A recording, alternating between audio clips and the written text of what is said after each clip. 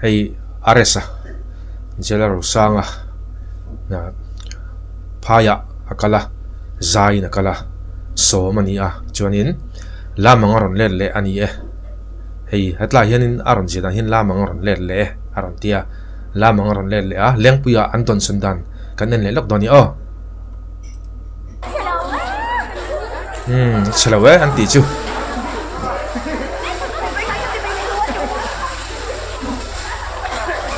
skuno pa na zui lui mai a thla da rim zelana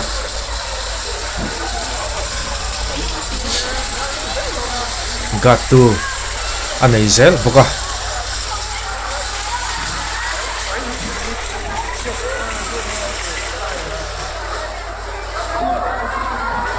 an bor kha lui zel mai mo a thla rim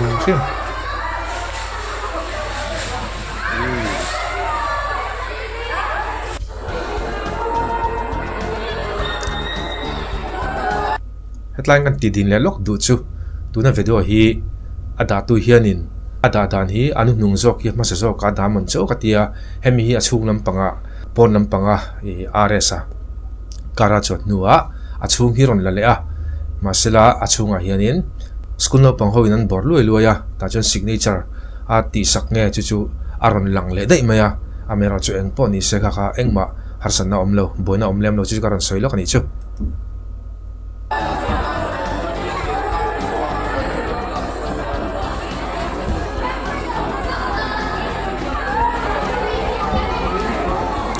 Sadaw tang po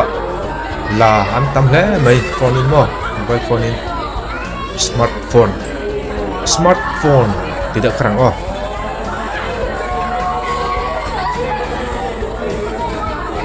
tidak kinan boran iki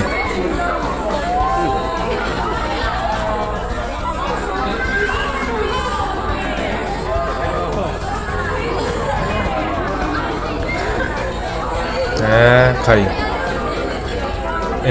eng ber nge ti le o signature sim nge sign nge boy takani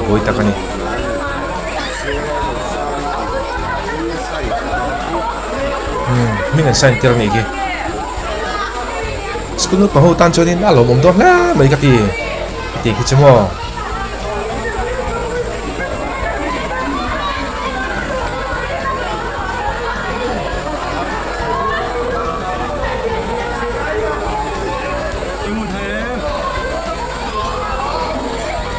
sign mol mai ava ha don ka o kati ares himo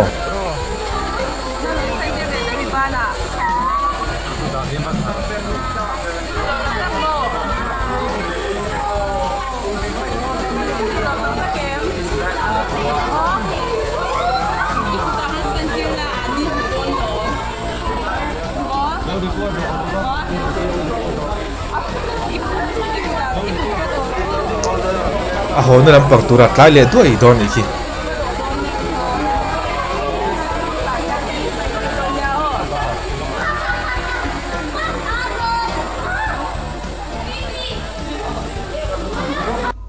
kan pas le lok kulam panga vairam lama phai lama I zain nazukala an bor luai ranga akal tom china piang an bora lengpuya hetlama kan ram nge ya aron ho chho le a chuanin ti hianin I airport a I achuk lampanga signature sign in ti han no pang hawin an dua an loma a moncha ka an achil ve boka ti hianin a boy le char boka ni pabuaya ni rengot mai lom le ara sa jole pabuaya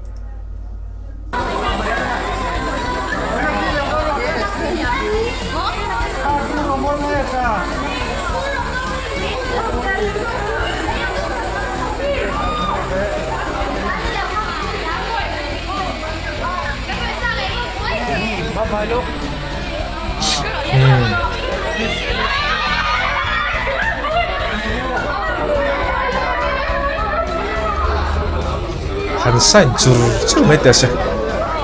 signature alu ni ting himo celebrity how signature an mi ngan san ni takania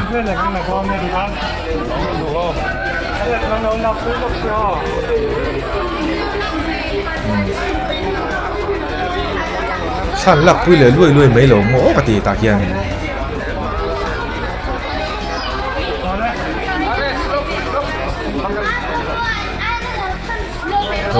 ka soi khamo an lak pui le hian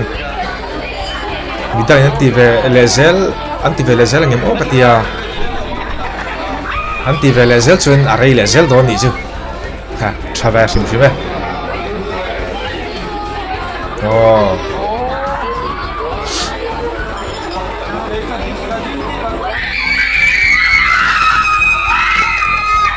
ao sa thinyo school no pang player on ni mo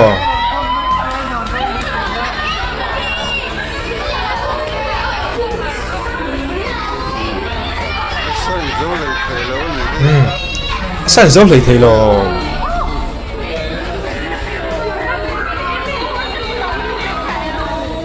sai chur mai te thil lom om lam ani pokamo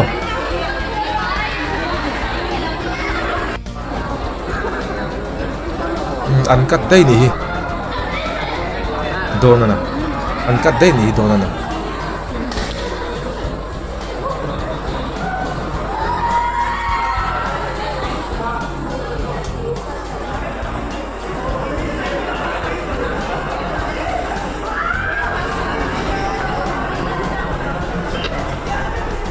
lai khi kachiang chi alawa airport chung hi mo khoi lampang nge pan ti hian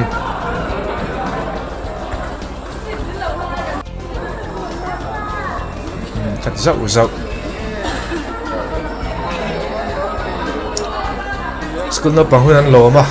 atu to pa hian an lom vek mai ni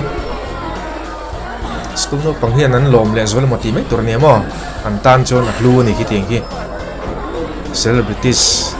life ne ya mu te chu a hlu le to kania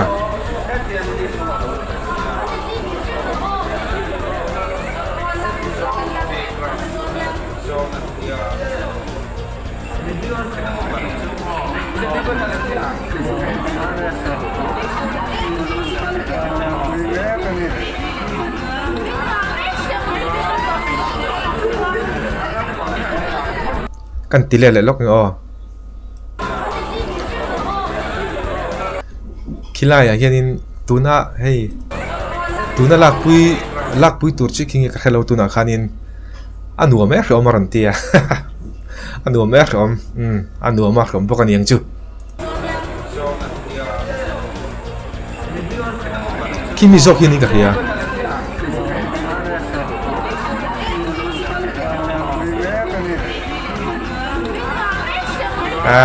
khai rồi thằng là mình là quy phải lệ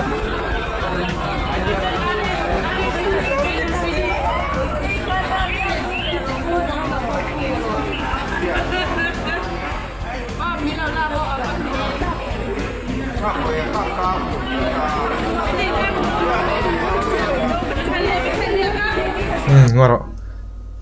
tahi anh non lệ lắm càng atu tho ve le mai mi pakhat ka ti don nge hi a fa pa pom tira ngoi le lok atia a khai ro pu chi ne